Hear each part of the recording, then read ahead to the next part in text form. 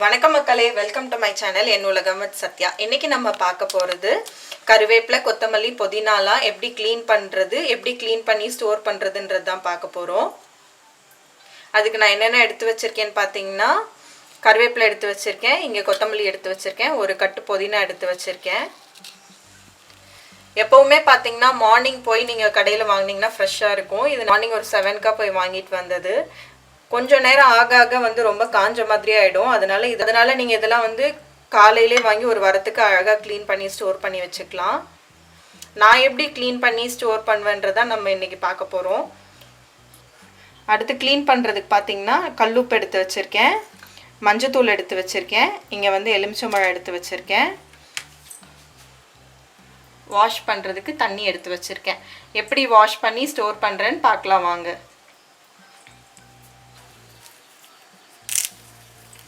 First கருவேப்பிலை எல்லாம் உருவி எடுத்து வச்சுக்கலாம். நான் ரொம்ப நாள் ஸ்டோர் பண்ண மாட்டேன், ஒரு வாரத்துக்கு ஒரு தடவை தான் வாங்குவேன். யூஸ்வலாக எப்பயுமே நான் நிறைய வீடியோஸில் ஏற்கனவே சொல்லியிருக்கேன், காயெல்லாம் ஊரில் இருந்து தான் சந்தையிலேருந்து வாங்கிட்டு வருவோம். கருவேப்பிலை, கொத்தமல்லி, புதினா மட்டும் வாங்கிட்டு வர மாட்டேன். ஏன்னா அங்கே சனிக்கிழமை சந்தை, நாங்கள் மண்டே தான் வருவோம். ஸோ இதெல்லாம் வாங்கிட்டு வந்தோன்னா அங்கேவே கொஞ்சம் வாடுற மாதிரி ஆகிடும். அதனால இது மட்டும் நாங்கள் இங்கே சென்னையில் வந்து வாங்கிப்போம். நான் இன்னைக்கு மார்னிங் போகும்போது கருவேப்பிலை இவ்வளோதான் இருந்துச்சு, காலி ஆகிடுச்சு. அதனால் கொஞ்சம் மட்டும் வாங்கி, எனக்கு ஒரு 3 days வரும், அதுக்கப்புறம் நாங்கள் வாங்கிப்போம். இப்போது உருவி எடுத்துக்கிட்டாச்சு. அடுத்து எப்படி க்ளீன் பண்ணலான்னு பார்க்கலாம். இது பார்த்திங்கன்னா நார்மல் பைப் தண்ணி தான் எடுத்து வச்சுருக்கேன்னா. இதில் வந்து ஒரு 1/4 ஸ்பூன் அளவுக்கு மஞ்சள் பொடி சேர்க்குறேன். இப்போ பார்த்திங்கன்னா கல்லுப்பு ஒரு 1/2 ஸ்பூன் அளவு சேர்க்குறேன். ஏன் நம்ம இப்படி க்ளீன் பண்ணோன்னு பார்த்தீங்கன்னா, வெஜிடபிள்ஸ் அதுக்கப்புறம் இந்த மாதிரி கருவேப்பிலை, கொத்தமல்லிலாம் என்ன கெமிக்கல்ஸ் யூஸ் பண்ணுறாங்கன்னு நமக்கு தெரியாது. நம்ம இந்த மாதிரி க்ளீன் பண்ணோன்னா அதில் இருக்க கெமிக்கல்ஸ் எல்லாமே வந்து ரிமூவ் ஆகிடும். அவங்க போடுற பூச்சிக்கொல்லி ஏதாவது இருந்ததுன்னா கூட ரிமூவ் ஆகிடும். அதுக்கப்புறம் பார்த்திங்கன்னா இது எல்லாமே எங்கேருந்து விளையுது, நம்ம கைக்கு வர்றதுக்குள்ளே எவ்வளோ டிரான்ஸ்போர்ட் ஆகுதுன்னு தெரியாது. அந்த மாதிரி டிரான்ஸ்போர்ட் பண்ணும்போது பார்த்திங்கன்னா மோஸ்ட்டாக டாடா ஏசி அந்த மாதிரி தான் எடுத்துகிட்டு வருவாங்க. அந்த டிரான்ஸ்போர்ட்லேயே வந்து எல்லாத்துக்கு மேலேயும் தூசி படியும், காய் மேலே இல்லைனா வந்து இந்த மாதிரி கருவேப்பிலை, கொத்தமல்லி மேலே. ஸோ நம்ம இந்த மாதிரி க்ளீன் பண்ணி ஒரு வாரத்துக்கு ஒரு நாள் நம்ம கொஞ்சம் சிரமப்பட்டு எல்லாத்தையும் க்ளீன் பண்ணி எடுத்து வச்சிட்டோன்னா அதுக்கப்புறம் அந்த வீக் ஃபுல்லாக நம்ம கொஞ்சம் ஹெல்த்தியாக சாப்பிட்லாம். அடுத்து பார்த்திங்கன்னா 1/2 லெமன் சேர்த்துக்கிறேன்.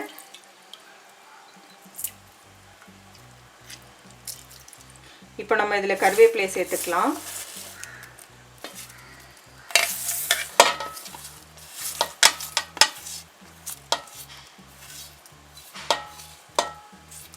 பிளேட்லேயே பார்த்தீங்கன்னா மண் அதிகமாக இருக்குது. அதான் இப்போ நான் சொன்ன மாதிரி டிரான்ஸ்போர்ட்டில் வரும்போது நிறைய தூசி மண்ணெல்லாம் மேலே படிஞ்சிருது.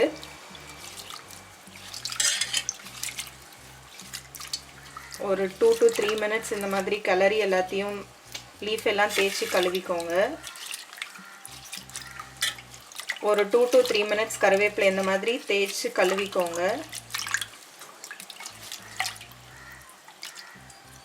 நம்ம இதில் லெமன், மஞ்சள் பொடி அண்ட் கல்லுப்பு சேர்த்துருக்கிறதுனால இதில் ஏதாவது கிருமி இருந்தாலோ இல்லை ஏதாவது தூசி இருந்தாலோ எல்லாமே வந்து போயிடும் இதிலவே. நம்ம இப்படி க்ளீன் பண்ணுறதுலையே அவ்வளோதான். நல்லா க்ளீன் பண்ணியாச்சு. இப்போ ஒரு ஸ்ட்ரெயினரில் எடுத்து ரன்னிங் வாட்டரில் கழுவிக்கலாம்.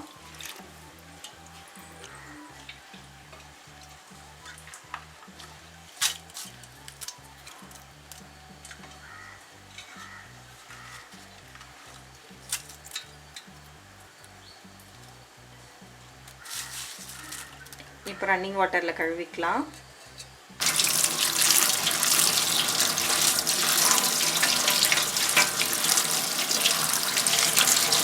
ஒரு 2 to 3 minutes இந்த மாதிரி ரன்னிங் வாட்டரில் கழுவிடுங்க. அவ்வளோதான். அடுத்து பார்த்தீங்கன்னா இது பிள்ளையார் துண்டுன்னு சொல்லுவாங்கல்ல, அந்த டவல் தான் நான் விரித்து வச்சுருக்கேன். நான் இதில் தான் காய வைப்பேன்.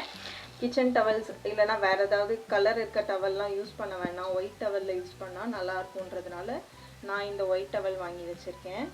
இப்போது இதில் நம்ம க்ளீன் பண்ண கருவேப்பிலையை காய வச்சுக்கலாம்.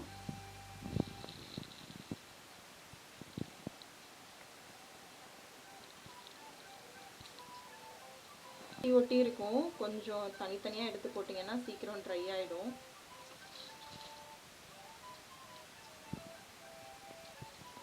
இது ஒரு 20 to 25 மினிட்ஸில் நல்லா காஞ்சிரும். அதுக்கப்புறம் நம்ம ஸ்டோர் பண்ணிக்கலாம்.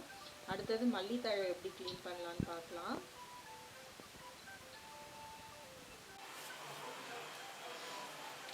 அடுத்து பார்த்திங்கன்னா கொத்தமல்லி எப்படி க்ளீன் பண்ணலான்னு பார்க்கலாம். நாங்கள் மார்னிங் கடைக்கு போகும்போது கொத்தமல்லி நல்லா ஃப்ரெஷ்ஷாக இருந்துச்சு, அதனால் நான் கொஞ்சம் நிறையா வாங்கிட்டு வந்துட்டேன். ஃபர்ஸ்ட் பார்த்திங்கன்னா இந்த கட்டை ரிமூவ் பண்ணிக்கலாம். அடுத்து பார்த்திங்கன்னா ஸ்டெம்மை இந்த அளவுக்கு கட் பண்ணிக்கலாம்.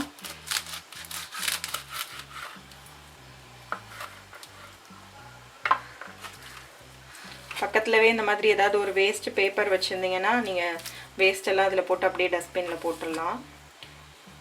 அடுத்து பார்த்திங்கன்னா இந்த மாதிரி அழுகி போனதெல்லாம் ரிமூவ் பண்ணிவிடுங்க. அது என்ன பண்ணோன்னா நல்லா இருக்கிறதையும் வந்து சேர்த்து வீணாக்கிடும்.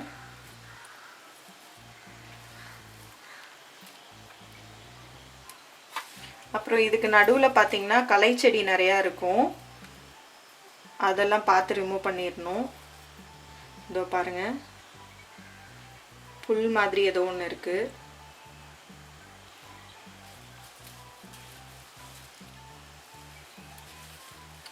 இதில் வேறு எதுவும் செடி இல்லை.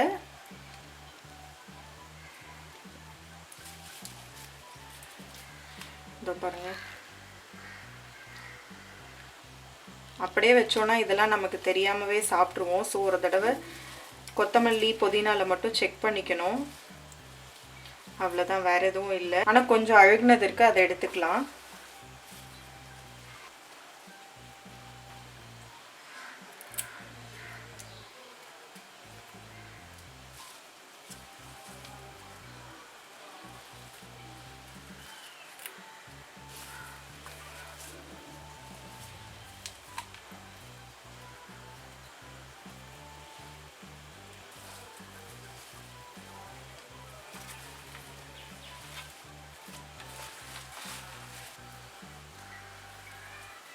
இப்போ நான் அழுகுனது எல்லாம் ரிமூவ் பண்ணிட்டேன். இப்போ கட் பண்ணிக்கலாம்.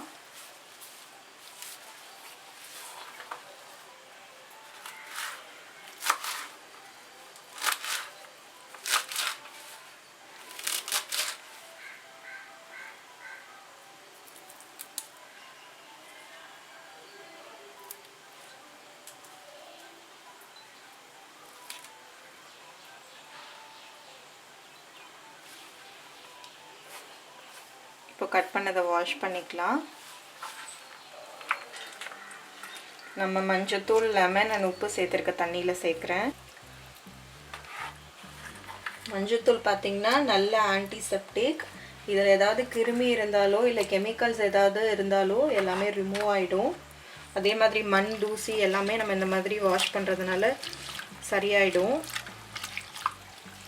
உங்கள் 2 கையால் இந்த மாதிரி எடுத்து க்ளீன் பண்ணிக்கோங்க. அது மேலே மண் இருந்தாலும் வேறு கிருமிகள் எதாக இருந்தாலும் இதில் சரியாக போயிடும். ஒரு 2 to 3 மினிட்ஸ் இந்த மாதிரி க்ளீன் பண்ணிக்கோங்க. ஒரு 3 மினிட்ஸ் அந்த தண்ணியிலே விட்டுருங்க.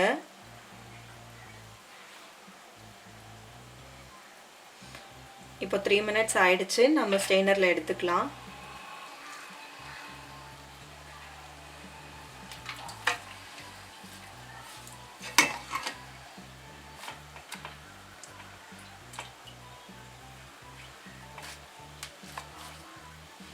நீங்கள் இந்த க்ளீனிங் ப்ராசஸ் அப்போ எப்போல்லாம் அழுகுனது பார்க்குறீங்களோ அப்போல்லாம் எடுத்துருங்க. அது நல்லா இருக்கிறதையும் சேர்த்து வீணாக்கிடும். இப்போ நம்ம கொத்தமல்லி க்ளீன் பண்ணி எடுத்துக்கிட்டாச்சு. இப்போ ரன்னிங் வாட்டரில் கழுவணும்.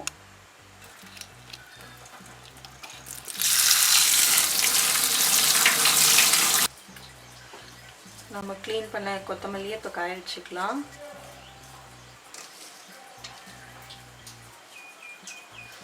இதுவுமே ஸ்ப்ரெட் பண்ணி போடுங்க.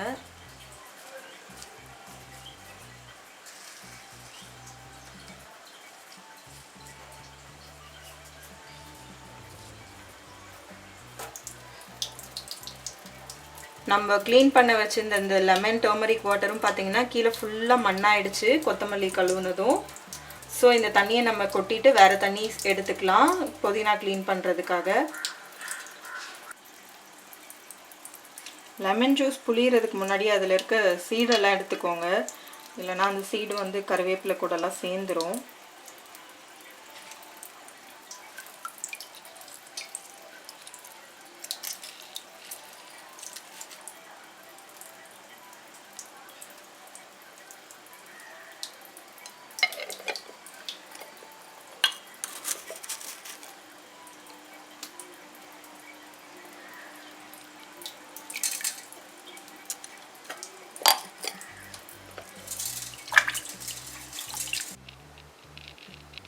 அடுத்து நம்ம இப்போ புதினா க்ளீன் பண்ணிக்கலாம்.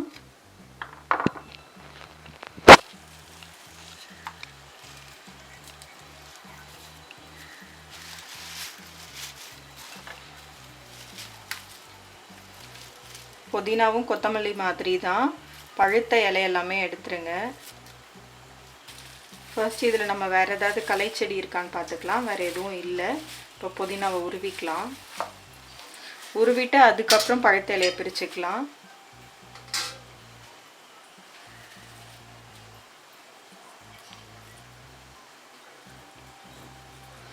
நீங்கள் உருவும் போதே பழுத்த இலை ஒரு சைடும் நல்லா இருக்கிறது ஒரு சைடும் போட்டுக்கலாம்.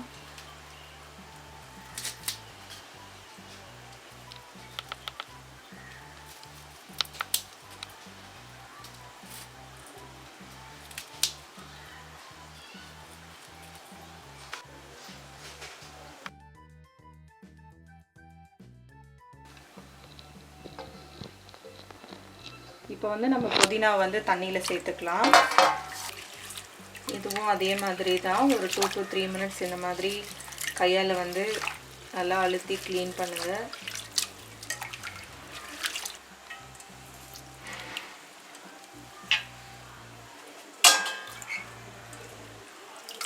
க்ளீன் பண்ண அப்புறம் இப்போ ஸ்ட்ரெயினரில் சேர்த்துக்கலாம்.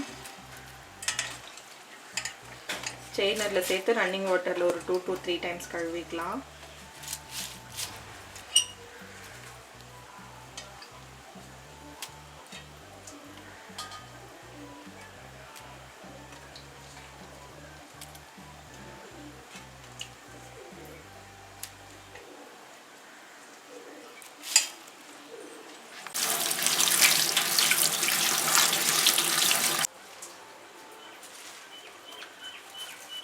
இப்போ அடுத்து நம்ம க்ளீன் பண்ண புதினா காய வச்சுக்கலாம்.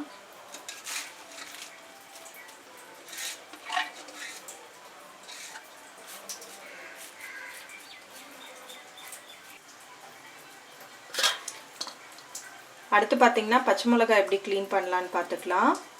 பச்சை மிளகாய் வந்து இந்த காம்பு இருக்கிறதுனால தான் சீக்கிரம் வீணாகும். காம்பை ரிமூவ் பண்ணிக்கலாம். நம்ம காம்பெல்லாம் எடுத்தாச்சு.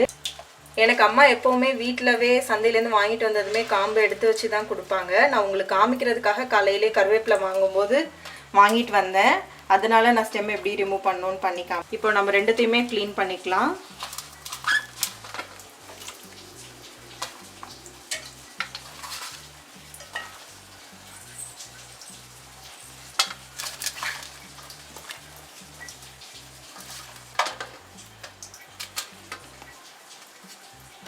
இதுவுமே நீங்கள் காம்பு கிள்ளும்போது ஏதாவது பழுத்து அழுகி இருந்ததுன்னா அதெல்லாம் தனியாக எடுத்துக்கோங்க, இல்லைனா மற்ற எல்லாத்தையும் வீணாக.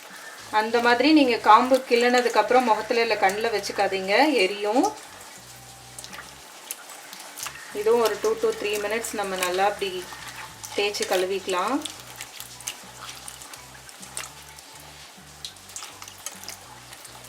கழுவுனதுக்கப்புறம் இப்போ ஸ்ட்ரெயினரில் எடுத்துக்கலாம்.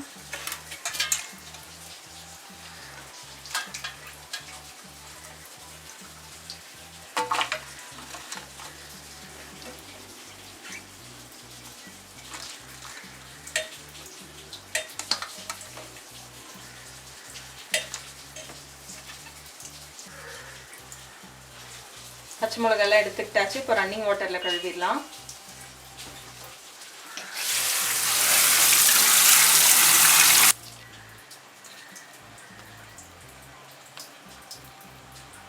ரன்னிங் வாட்டரில் கழுவினதுக்கப்புறம் நம்ம காய வச்சுக்கலாம். இப்போ டவலில்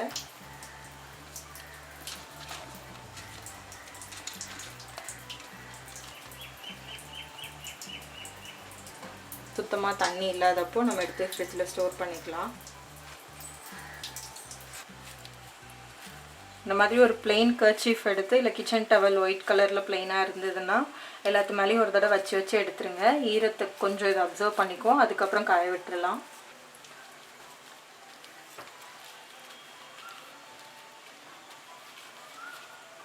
ஏன்னா நமக்கு கொஞ்சம் கூட ஈரம் இல்லைனா தான் ஃப்ரிட்ஜில் ஸ்டோர் பண்ணும்போது நல்லாயிருக்கும். கொஞ்சமாவது ஈரம் இருந்ததுன்னா சீக்கிரமாக வீணாயிடும்.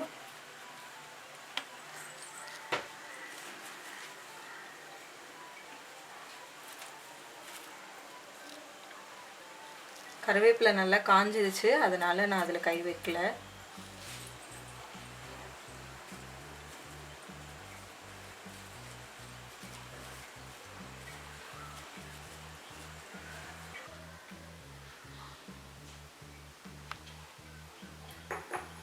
இப்போ எல்லாமே நல்லா காஞ்சிருச்சு. நம்ம எப்படி ஸ்டோர் பண்ணலான்னு பார்க்கலாம்.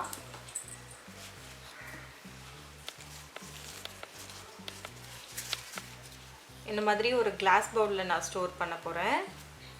அது கீழே டிஷ்யூ போட்டுக்கலாம். டிஷ்யூவை வந்து 2ஆக மடித்து போட்டுக்கோங்க.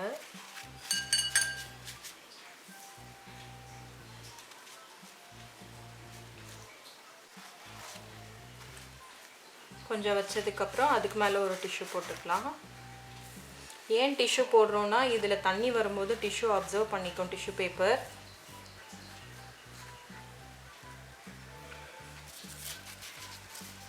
அதுக்கு மேலே ஒரு டிஷ்யூ வச்சு க்ளோஸ் பண்ணிடலாம்.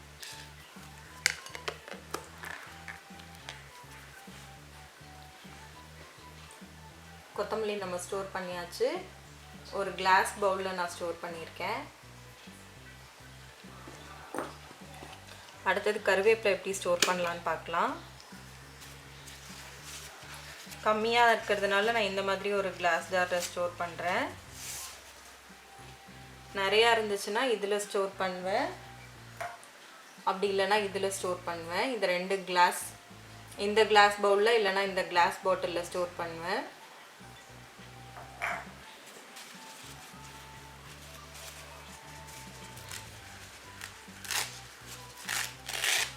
டிஷ்யூவை 2ஆக கட் பண்ணி உள்ளே வைக்கிறேன்.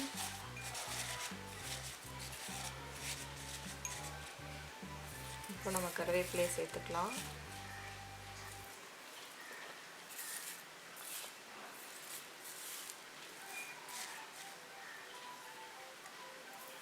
அவ்வளோதான், க்ளோஸ் பண்ணிடலாம். இதுக்கு மேலே நான் டிஷ்யூ வைக்கல, ஏன்னா கருவேப்பிலை நல்லா காஞ்சி தான் இருக்குது, தண்ணி ஈரப்பதம் இல்லை இதில். ஸோ நம்ம அப்படியே க்ளோஸ் பண்ணிடலாம். ஒரு 2-3 நாளுக்கு அப்புறம் வீணாகிற மாதிரி இருந்ததுன்னா அப்போ நீங்கள் மேலே டிஷ்யூ வச்சுக்கலாம். நீங்கள் ரொம்ப நாள் ஸ்டோர் பண்ணுறீங்கன்னா டிஷ்யூ வந்து ஒரு 5 days ஒன்ஸ் வந்து மாற்றணும். அடுத்து புதினா ஸ்டோர் பண்ணிக்கலாம். புதினாக்கு நான் கருவேப்பிலைக்கு கட் பண்ண டிஷ்யூ பேப்பரோட மீதி இருக்கிறத எடுத்து உள்ளே வச்சுக்கிறேன். புதினாவும் கம்மியாக இருக்கிறதுனால நான் இந்த சின்ன பாட்டில்லே ஸ்டோர் பண்ணுறேன்.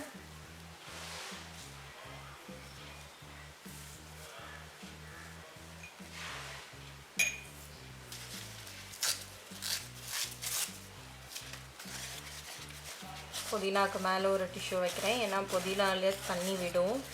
ஸோ நம்ம மேலே ஒரு டிஷ்யூ வச்சு க்ளோஸ் பண்ணிடலாம். தண்ணி விட்டால் வந்து டிஷ்யூ பேப்பர் அப்சர்வ் பண்ணிக்கும்.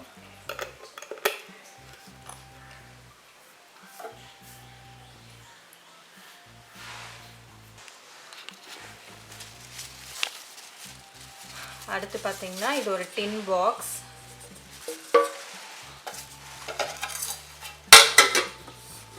இது ஆனந்த்க்கு வந்து சிடிஎஸ்ல கிறிஸ்மஸ் அப்போ அவங்க ப்ராஜெக்டில் கொடுத்தாங்க.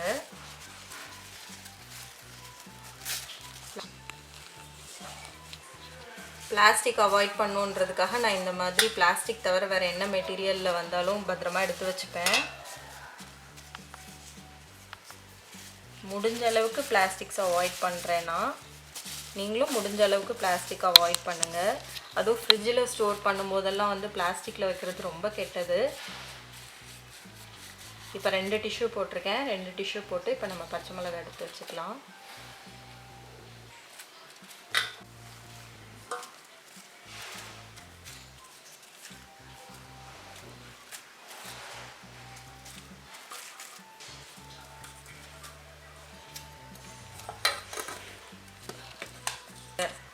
அவ்வளோதான், நம்ம பச்சை மிளகாவை ஸ்டோர் பண்ணியாச்சு. இப்போ நம்ம எல்லாமே ஸ்டோர் பண்ணியாச்சு. எப்படி எடுத்து வச்சுருக்கோன்னு ஒரு தடவை பார்க்கலாம். இது பார்த்திங்கன்னா நான் கொத்தமல்லி ஸ்டோர் பண்ணி வச்சுருக்கேன் இந்த கிளாஸ் பவுலில். அடுத்தது இது பார்த்திங்கன்னா ஒரு டின் பாக்ஸில் பச்சை மிளகாய் ஸ்டோர் பண்ணி வச்சுருக்கேன். அடுத்து பார்த்திங்கன்னா இந்த மாதிரி க்யூட்டான ஒரு கிளாஸ் ஜாரில் வந்து கருவேப்பிலை ஸ்டோர் பண்ணியிருக்கேன். கீழே டிஷ்யூ போட்டு கருவேப்பிலை ஸ்டோர் பண்ணியிருக்கேன்.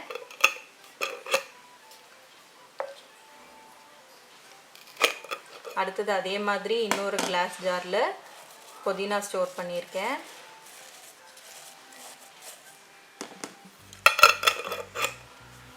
இது எல்லாமே எனக்கு 1 வீக் வந்து நல்லாயிருக்கும்.